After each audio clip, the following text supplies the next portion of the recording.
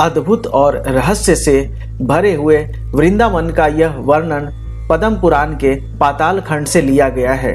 एक दिन पार्वती जी शिव जी से प्रेम पूर्वक नमस्कार करके इस प्रकार बोली, प्रभु, वृंदावन का महात्म्य अथवा अद्भुत रहस्य क्या है, उसे मैं सुनना चाहती हूँ।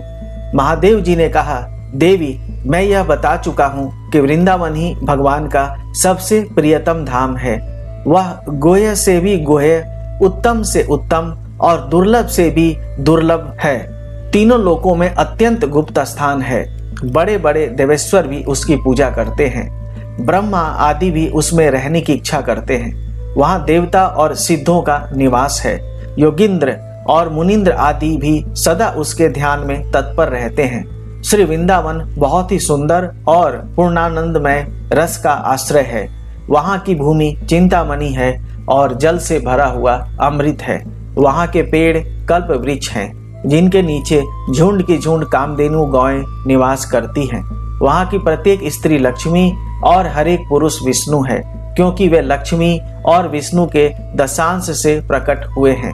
उस वृंदावन में सदा श्याम तेज विराजमान रहता है, जिसकी नित्य निरंतर किशोरावस्था 15 वर्ष की उम्र बनी रहती है। वह आनंद का मूर्तिमान विग्रह है।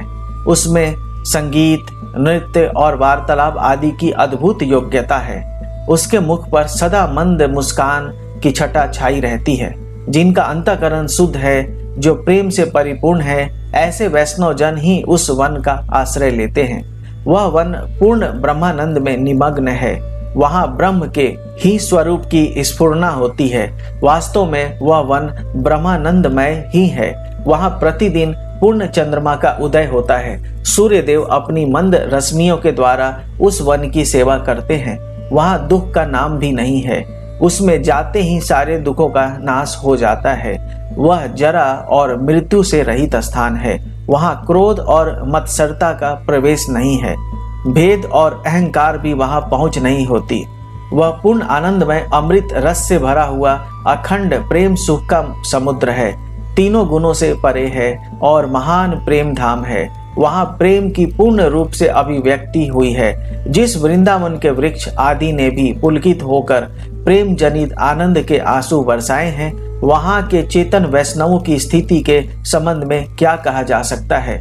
भगवान श्री कृष्ण की चरण रज का स्पर्श होने के कारण वृंदावन इस भूतल पर नित्य धाम के नाम से प्रसिद्ध है।